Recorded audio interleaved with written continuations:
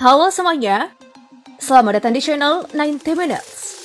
Tahun 2018 bisa dibilang tahunnya Luka Modric. Pesepak bola asal Kroasia itu berkontribusi besar, mengantar Real Madrid menjadi juara Liga Champions musim 2018, sekaligus untuk yang ketiga kalinya secara beruntun. Tak sampai di situ, Modric juga berhasil membawa Kroasia melaju ke final Piala Dunia 2018 di Rusia.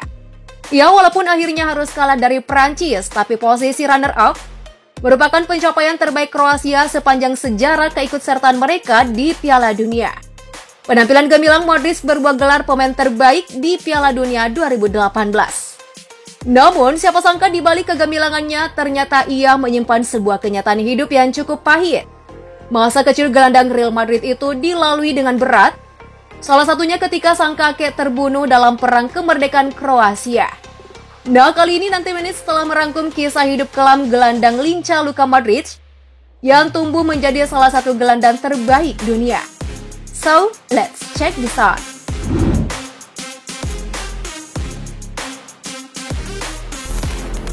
Luka Modric merupakan anak sulung pasangan Steve Modric dan Radočka Dopud, guru pabrik pakaian.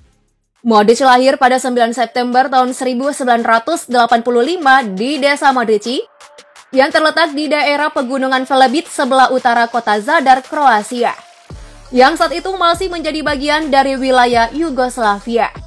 Secara ekonomi, keluarga Modric hidup pas-pasan. Penderitaan Modric sekeluarga pun bertambah ketika pecah perang saudara di tahun 1991 saat Kroasia berjuang untuk kemerdekaan.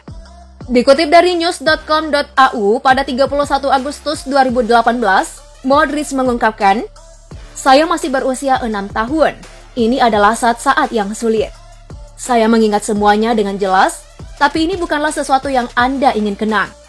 Ujar Modric, "Saya sering merenung atas apa yang terjadi di masa kecil di Kroasia. Semua itu memicu saya agar tidak mudah menyerah." Nah, di era peperangan, Modric menghabiskan masa kecilnya di beberapa penampungan. Rumahnya di Modrici dibakar setelah kakeknya dieksekusi pemberontak Serbia. Sang ayah pun memutuskan untuk bergabung dengan tentara Kroasia, meninggalkan Modric, ibu dan adik-adiknya ke medan perang.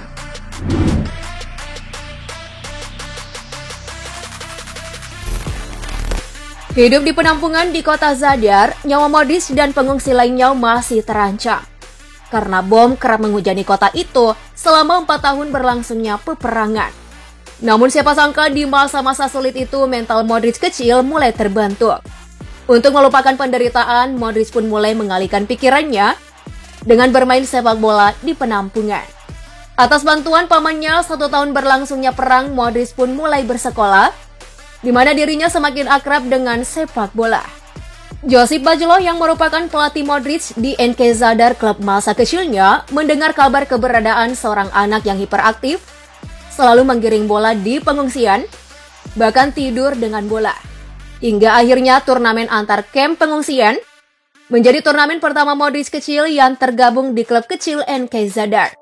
Turnamen pelipur lara yang mempertemukannya dengan Tomislav Basic, yang hingga saat ini dianggap Modric sebagai ayah angkatnya.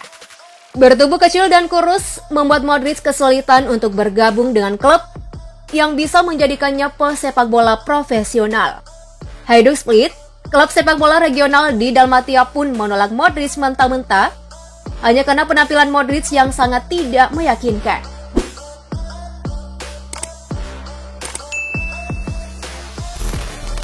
Namun Basic tidak putus asa. Keyakinannya akan bakat Modric membuatnya berjuang keras hingga Modric yang saat itu berusia 16 tahun diterima Dinamo Zagreb. 1 tahun kemudian Modric dipinjamkan ke Zrinjski Mostar dan pertama kalinya bermain di Liga Utama Bosnia dan Herzegovina. Nah, setelah tampil gemilang selama 2 musim sebagai pemain pinjaman, pada tahun 2005 Modric dipanggil pulang oleh Dinamo Zagreb dan mendapatkan kontrak pertamanya yang berdurasi 10 tahun. Perekonomian keluarga Modric pun membaik. Uang dari kontrak pertamanya tersebut kemudian digunakan Modric untuk membeli rumah untuk keluarganya.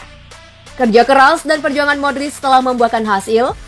Ia berhasil mengangkat keluarganya dari kemiskinan, keluarga yang selama ini selalu mendukung penuh karir sepak bola Modric.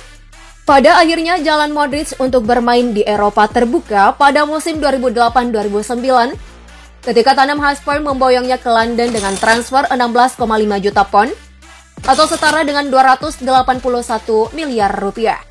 4 musim berserakan Spurs, Modric yang sudah semakin dikenal memutuskan hijrah ke Real Madrid di tahun 2012.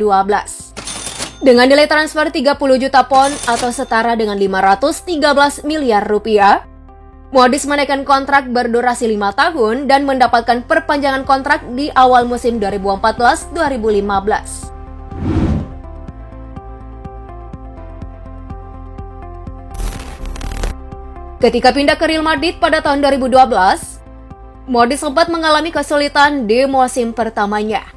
Ia kalah bersaing dengan Xabi Alonso, Sami Khedira, dan Mesut Ozil di lini tengah Madrid. Alhasil Modric pun lebih sering duduk di bangku cadangan. Karena jarang dimainkan, nama Modric pun masuk dalam daftar pembelian terburuk dalam jajak pendapat yang dilakukan surat kabar Marca pada akhir tahun 2012. Namun Modric yang sudah terbiasa dengan tekanan sedari kecil sama sekali tak terpengaruh oleh hasil jajak pendapat tersebut. Ia tetap berjuang mendapatkan tempat lini tengah Madrid. Dan hasilnya seperti telah kita ketahui bersama, Modric kemudian menjadi sosok penting di lini tengah Madrid dan berhasil mengantar Los Blancos meraih berbagai gelar bergengsi. Selama merumput di Bernabeu, dia sudah mengemas 31 gol dan 73 assist dari 436 laga kompetitif. Dia pun menjadi andalan di lini tengah tim Kroasia. Sang kapten sudah mengecapi 150 laga internasional dengan kontribusi 21 gol.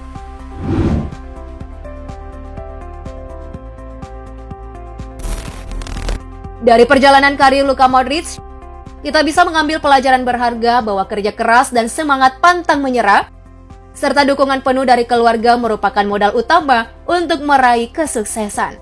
Thank you for watching guys. Have a nice day.